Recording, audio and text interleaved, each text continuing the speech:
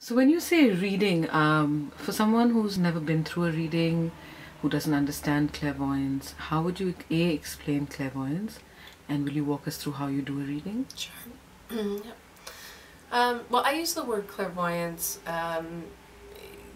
because I think that the word psychic can be misconstrued. I think people, when they hear psychic, I think they tend to think, gypsy, fortune teller, future teller. And although clairvoyance means clear seeing, it's the ability to see with clarity. It comes from the sixth chakra, which is our psychic center, and it's the ability to read all information from that higher perspective through your clairvoyance, through your sixth chakra. And the way that I try to explain it, I think it's it's one of those things that you can't necessarily define for somebody or explain for somebody.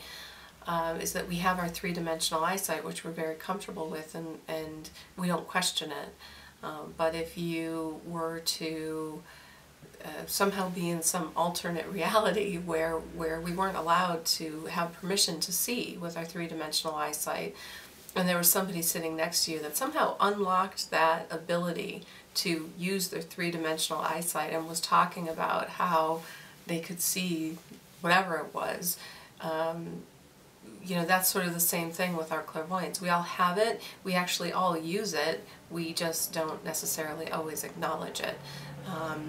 And then the more you tap into it, the more ability you have to understand it and to see.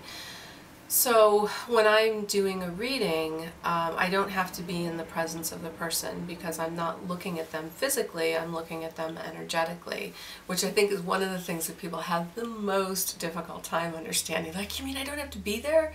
Well, then how do you know? How do you know how do you see me? How do you know, what it is? And it's because I'm looking at you on an energetic level. I'm looking at you vibrationally, I'm looking at you spiritually, and we can see that no matter where anybody is. You could be on the other side of the world and I could still see it. So what it looks like for me in the reading space is that I have, I think the easiest way to describe it would be like if there was a picture screen that you project a piece of information up onto, and then you can see it. So if you close your eyes, actually this is a great example. If you close your eyes and you think of somebody that you love, whether it's a person or an animal, and you call that image of them into your mind's eye, and you see them, if you stop and think about it, you're not seeing them with the three-dimensional clarity of your physical eyesight. You're actually seeing them clairvoyantly. You're seeing them energetically. You have a sense or a knowingness. You don't actually see them with the crystal clear definition of the three-dimensional eyesight. That's what my reading space looks like. And if I'm looking at particular information, let's say I'm looking at, well, it could be anything. I mean, it could be an energy that's in somebody's space, an emotional quality, or it could be a disease state. I will often take it like a cotton ball and just pick it apart and see what information comes out of it.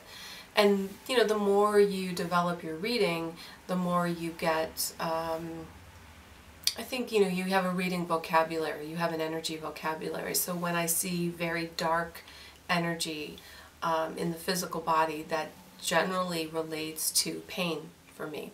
That's how it shows up in my reading space. So if I'm looking at somebody and I see a dark energy in their knee, it's usually an indication that there's some sort of pain, physical body pain in their knee. And there's all sorts of little things like that as, over time I've developed as it's ways to quickly get the information in the reading, because it is a fast space. It's not something that you can you're going to take forever to really sit and mull through. So the information has to be able to come to you very quickly. But of course, when I started, it wasn't like that. It was a slower process. So when people come to you and call you for a reading or book readings with you, what they usually ask for? A lot of times they don't know, which I love. They'll say, I felt compelled to have a reading, but I don't really know what information I'm looking for. And in that case, I just start and I look and I see what comes up. I generally start with, well, where are you at? What energies are around you?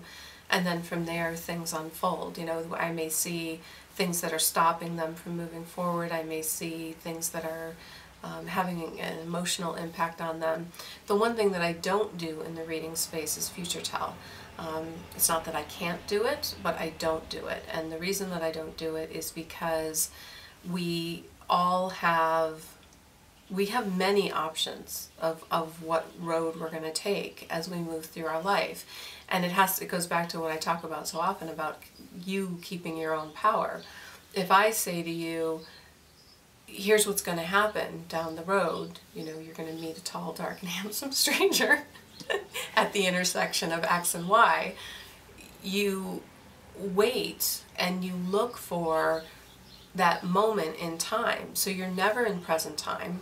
You're not doing your work. You're not conscious. You're not aware. You are waiting for that moment, for that situation to happen. And you can miss so many things and so many other opportunities and directions that you could have taken. And it basically locks you into a course of action. So I don't do future telling, and I can tell you that people come to readings and they try all sorts of ways to get me to tell them what's going to happen, what they should do. And I just have gotten, you know, really good about holding those boundaries and laughing and saying, you know, I'm not going to do it, no matter how you phrase it, no matter how you ask it, I'm not going to do it. So from the voice of a skeptic, has anyone ever come up to you and said, oh, you know, I want to make $1 million, I'm putting my money in these stocks, what do you see? Have you had people? No, I never have people do that. I think, and you know, one of the things for me, it's interesting, there's a money piece in my reading space where I know that if someone, the readings are priced at a price that is not about money as much as it is about whether or not they can have the information. And I know that if they cannot come up with the fee to do the reading, that they can't have the information. They're not ready for it. It's not okay for them. And you know, someone who's a skeptic isn't going to spend the money just to tell me that they're a skeptic. You know, I do have people show up who they're so nervous, or they're blocked, or they're afraid. And I can tell you it's more difficult to read someone when they're in that space, and you have to spend a lot of time picking through the walls and the barriers that they put up so that you can't see.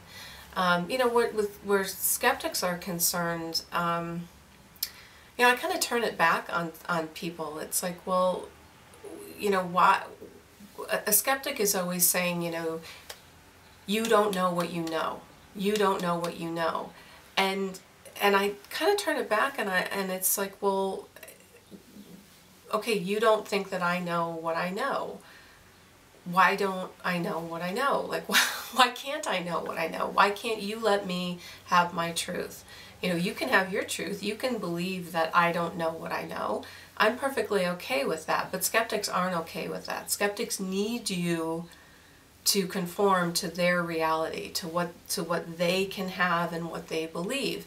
And you know, I'm okay with that, and that's what makes them not okay. You know, that's where they're like, well, you know, you have to fight with me about this. You have to, you know, you have to get into some kind of calm battle mode with it. And you know, I'm not, and I say all the time, you know, everybody is at their own place, and skeptics are just at a place where there's nothing outside of what they can tangibly taste, touch, feel, smell that they can understand, or that they want to understand. And usually behind it is a lot of fear, but you know, regardless of what's behind it, that's where they're at. So I tend to not engage, you know, that dynamic, because there's really no point. You're not going to get anywhere.